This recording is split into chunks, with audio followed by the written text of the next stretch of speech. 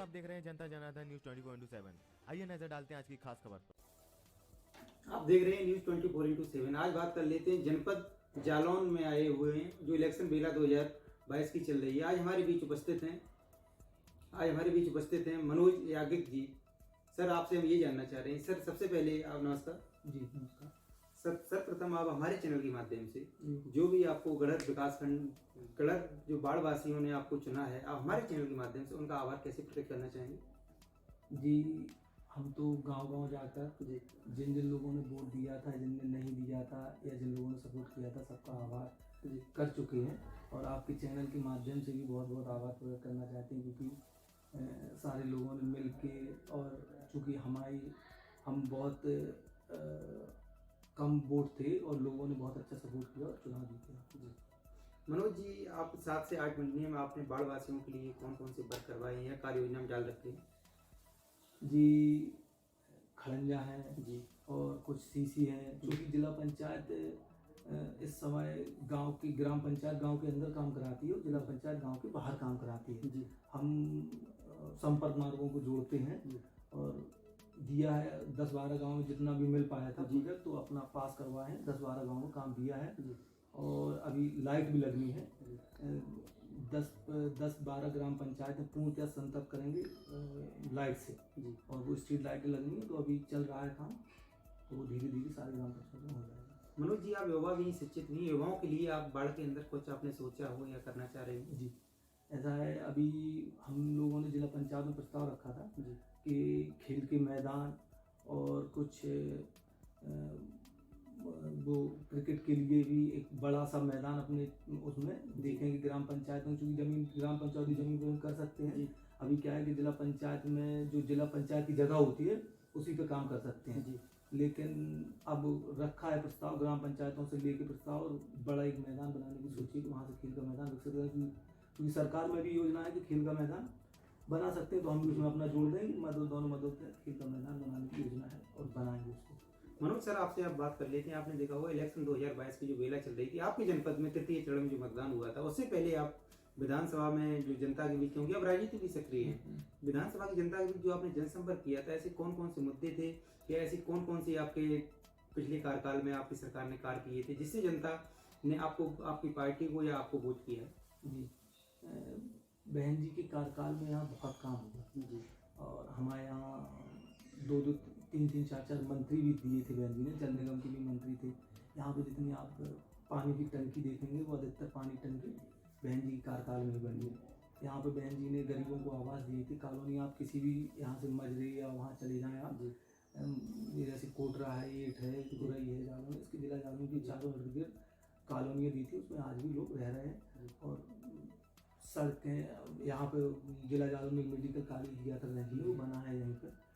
और भी बहुत सारे काम किए। और सबसे बड़ी बात जो यहाँ पे एरिया ये लगता है, इसके बाद वहाँ से वो स्टार्ट हो जाता है।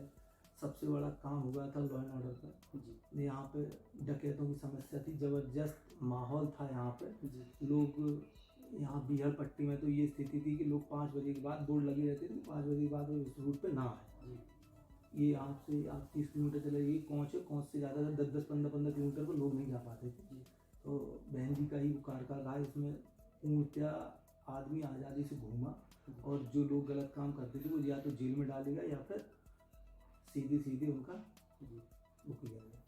मनोज सर, क्या बताने का प्रयास करेंगे? हम आपसे ये जानना चाह रहे हैं, आपने अच्छा बताया, हम आपसे ये जानना चाह रहे हैं 2022 विधानसभा के अहम मुद्दे क्या क्या थे इलेक्शन? जी, देखिए, जिला जालौन चूँकि कृषि में अग्रणी है तो यहाँ पे सबसे बड़ा मुद्दा अन्न पशुओं का था। एक तो किसान काम करे दिन भर और पूर्णतः फसल तैयार करे। जब फसल निकलती थी तो अन्न जानवरों का इतना बड़ा मुद्दा कि परमानेंट एक परिवार के 2-3 सदस्य खेत पे रहने ही रहने हैं और वो जब यहाँ आ जाए तब दूसरे पहुँच जाए। वो ये इतनी बड़ी समस्या थी। और सबसे बड़ी बात कि इसके बावजूद भी इतनी अन्न गाय सरकार की कोई व्यवस्था नहीं। वहाँ से लोग कह देते हैं कि यहाँ पे गौशाला बनी है, उनमें रखिए, ये करिए, व्यवस्था करिए। बहुत बड़ा झोल झमाला है। आप प्रधानों से जाके बात कर लीजिए, वो खुद बता देंगे। 3-3, 4-4, 5-5 महीने में पैसा आता है, वो अपना पैसा लगाते हैं। उसके बावजूद भी क्योंकि डॉक्टर यहाँ पे आते हैं तो टैगिंग की जाती है। जैसे आप गौशाला में जाएंगे जी। तो उस गौशाला में एक 5 मीटर का एरिया होता है, उसमें एक जानवर बनने की वो होती है। तो उसी हिसाब से जब एरिया हो जाता है, जैसे मान लो 100 मीटर गौशाला हुई, 100 बाई 100 की, तो उसमें 20, 25, 30 जानवर उसमें रख सकते हैं। 5 मीटर के में एक जानवर रहना हुआ, और उसमें कम से कम 250, 300 गायें रहती हैं। उसके बाद टैगिंग होती है मात्र 20, 25, 30, 50 गायों की, वही सरकारी रहता है। और उसके बाद जब तो जैसे गाय ज़्यादा है तो अब प्रधान क्या करे, वो छुट्टा कर देता है, रात को उसने छोड़ दिया। अब 250, 300 जानवर इकट्ठे जिसके भी खेत में घुस जाते हैं, बस सुबह उसे उसका रोना होता है और कुछ नहीं। ये बहुत बड़ा मुद्दा था यहाँ पे। मनोज सर, जो आप बात कर रहे थे किसानों की, आपका जो जनपद है वो अग्रिम है कृषि में। हम सर आपसे ये जानना चाह रहे हैं, भारत और राज्य सरकार की तरफ से काफ़ी ऐसी लोहानी स्कीम चलाएंगी, चाहे आपने देखा हो राज्य सरकार ने फर्स्ट कैबिनेट मीटिंग में 36,000 करोड़ किसानों को कर्जा माफ किया हो, चाहे आपने देखा हो पीएम सम्मान निधि 6,000 रुपये पर ईयर दी जाती हो, आपने देखा हो फर्स्ट एवं सेकंड कोविड वेव के दौरान फ्री ऑफ कॉस्ट राशन वितरण किया गया, अभी रिसेंटली मार्च तक कर दिया गया है। और जो किसान आंदोलन भी चल रहा था, किसान लोगों ने वापस ले लिया। सर आपको क्या लगता है, जो भी किसानों के लिए स्कीम चलाएंगी, सत्ता पक्ष का दावा ये है कि 2022 तक किसानों की आय दोगुनी हो गई है या हो जाएगी? सर आपको क्या लगता है, आप किसानों के मत रहते हैं, किसानों की आय दोगुनी हुई है या नहीं? देखिए, आज जैसे माननीय मुख्यमंत्री जी वोट मांग रहे हैं जी। वो कहाँ विकास पे वोट मांग रहे हैं? वो जान रहा है कि हमने पूरे उत्तर प्रदेश में पूरा रामराज, पूर्णतः विकास, सभी लोगों को रोजगार, सारी व्यवस्थाएं कर दी, तभी तो वो इन चीज़ों में वोट निभा रहे। उनको लगता है कि हमने सब कुछ कर दिया जी।